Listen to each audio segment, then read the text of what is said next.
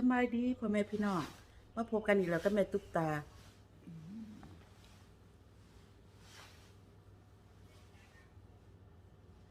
อันนี้เอาใส่เพื่อยังเพื่อบ่ให้มันมีกลิ่นเลยพี่น้องบ่ให้กินข้างนอกมันติดผม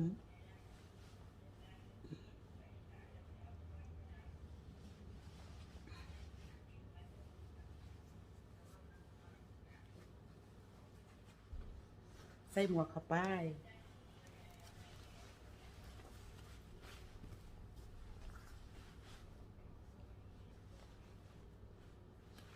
มาเบิ่งน้ำกันเลยว่าแม่ตุ๊กตาสิไปตัดวิธีใดตัดหญ้าเนาะงานสิเฮ็ดแนวใดเนาะวิธีตัดหญ้านี่โอ้ต้องใส่แว่นตาดำแล้วเนาะได้แว่นตาดำเข้าไปแล้วก็เพื่อบ่ให้มันห่อนหลายเนาะเพื่อบ่ให้แพ้แสงตาไปกันเลยพี่น้องไปตัดหญ้า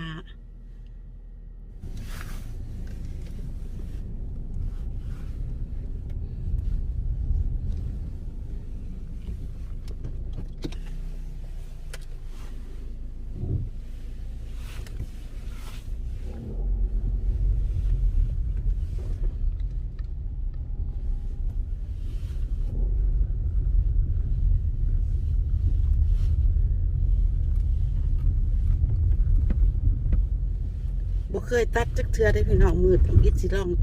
สิเฮียนตัดหญ้ามือนี้เป็นมือตำอิด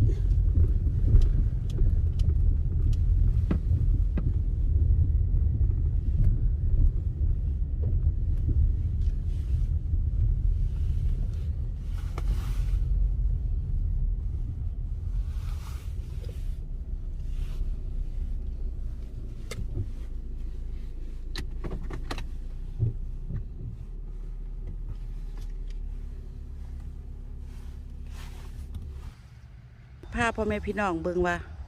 เดินตัดหญ้าสิร้ายสิหน่อยปานใดแม่ตุ๊กตาสิตัดจักชั่วโมงเนาะนี่เนาะ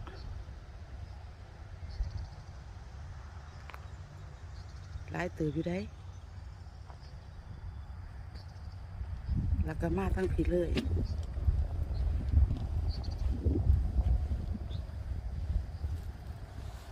มือนี้เป็นมือเฮียนซะก่อนเนาะนี่น้ำมันเบรกตัวนี้20-50เนาะเบรกมันต้องใส่หม่องนี้นี่เด็กเอาตังขึ้นจังซี่เอาตังขึ้นแล้วก็เอาไขนี่ออกไขนี่ออกก็เอาน้ำมันเบรกใส่น้ำมันต้องเป็น20-50น้ำเบอร์20-50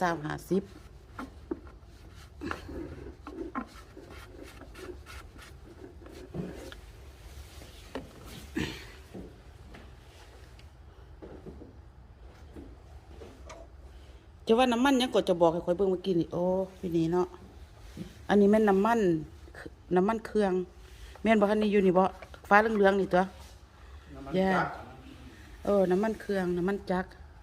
มันก็มีขีดมันอยู่เนาะคือกันกับรถใหญ่เนาะมีขีดมันอยู่ค่ะมันมีหอดขีดก็แปลว่าใส่ได้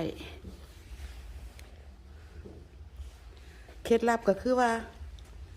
ถ้าว่ารถมันติดบ่ได้ก็แม่นมันมีน็อตมันมีปุ่มตัวหนึ่งตัวนี้เนาะตัวนี้นี่เฮาต้องได้เอามันขึ้นไปให้มันจำถ้ามันบ่จำมันก็ติดบ่ได้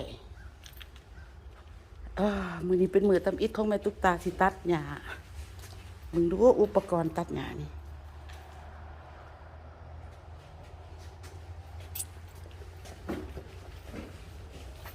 เอาลงได้แล้วว่าตังนี่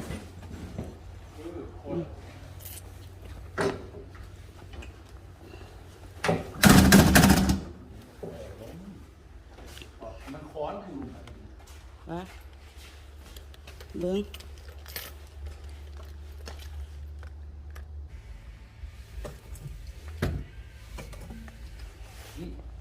ถ้ามันเปื้อนลายก็ไปสั้นๆเนาะแก้จังได้เลยฟิลเตอร์มันถ้ามันเปื่อนอะไรกับสั้นๆนะโอ้เอาออกสั้นซื่อๆแล้วก็แก้เอานี่ออกสั้นๆบ่แก้นศพมันหันโอเคเข้าใจละนี่ก็เป่ามันค่ะเห็นมันตันหลาย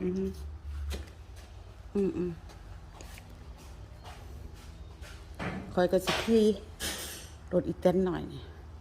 เพิ่นกับสิขี่ตัวนี้ไปคุณสามีสิขี่รถตัดหญ้า แต่คุณภรรยาสิขี่รถอันนี้ไป ไปน้ำกัน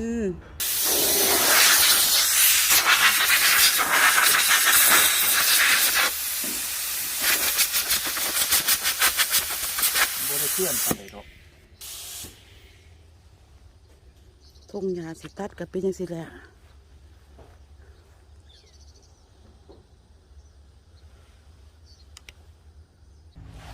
วิธีใส่กระแลดบัดนี้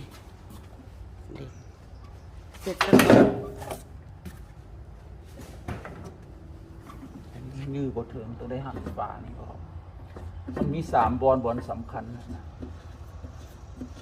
ใส่น้ำมันกระแลดอยู่นี่ แต่นี้อย่างเดียวนี้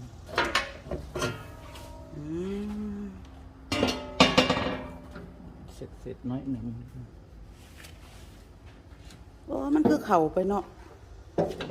มันก็เป็นล็อกมันอยู่นี่ เบิ่งเพิ่นสิใส่มันใส่น้ำมันกระแลด บีบประมาณ4-5 เทื่อนี่ล่ะดูลงสิบอกมันตกวักมัน1 มันดังกลัก 2 3 4บอก อ๋อ บอก4บอกตัวนั้นปะเมียนั้นเพราะว่ามันตันขี้ดินบ่อยเข้าไป อืม ตัวมันเหลือ โอ้ ตัวซุปแบบมันสิตกหลอกมันดอก มันดังกลักเนาะ เนาะซุปลงเบิ่งหั่นน่ะนี่อันนี้ใส่บีบ2ก็ได้ดอกอันนี้ มั นะ เนาะอยู่หล่อมันจะใส่ นี่ลางเทื่อมันปิ่น ใส่ซอง บ่ซื้อเจ้าก็เคลื่อนมา เออแล้วก็อันนี้อันหนึงอยู่นี่อันหนึง บีบ2ก็ได้ดอก บอนใส่น้ำมัน สอง มัน 3ก็ได้ดอกอันนี้นะจะว่ามันซึกดอกตัวนี้มันใส่หลายฟ้ามันเต้นออกเด็ก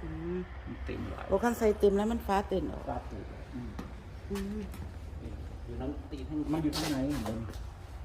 อืมตัวนี้อยู่ใน คัน ใน ตีนปินบ่ซื้อเจ้าก็ นี่หล่อมันปินมันออกมาก็ได้ อืม อ่า แต่ว่าปินหลายมันก็ออกเลย2 3 ใส่ซีพุ่นน่ะ อืมแล้วก็หันไปคืน เสร็จออกว่า หันคืนเนี่ยมันแหนนบ่ โอ้ต้องหันให้มันแหนนบ่น่ะ คืนเนี่ยมันแหนน โอ้ ก็หันคือกอกน้ำนี่ละคันบ่แหนนมันก็คันเสียแล้วก็ยากแล้ว อืม ไปหาเลาะซื้อก็ซอกยากแล้วคันใส่หลายฝามันออก ใส่คนละทางเนาะตัวนี้ก็อีกอันหนึงแมันบ่นี่ ก็ใส่แล้ว นี่ก็อั คั น นใส่อีกย่านฝามสูดออก อือฮึ ก็เท่านั้นละเพราะว่ากกมันได้ปิ่นมันใส่แต่ลูกกำพายเลย บ่เอาฟ้าปิดมันวิธีเอาฟ้าปิด คลิปปะนี่เบิ่งดีๆคลิปจับมันเด้ถ้ามันตกแล้วก็บ่มีหันนี่ก็บ่แก่ โอ้ตัวนี้เอาน็อตมาใส่ขึ้น บ่แก่ ก่อนสิตัดต้องได้ฝนเทื่อทุกเทื่อป่ะ ฝนบ่ฝนทุกเทื่อดอก ค่อย ส่วนก้อนฝนก็ได้แต่ว่าคันฝน ค่อยคือสิฝนเป็นเนาะบัดนี้เนาะ มีคนด่าฝนแต่ว่ามันบ่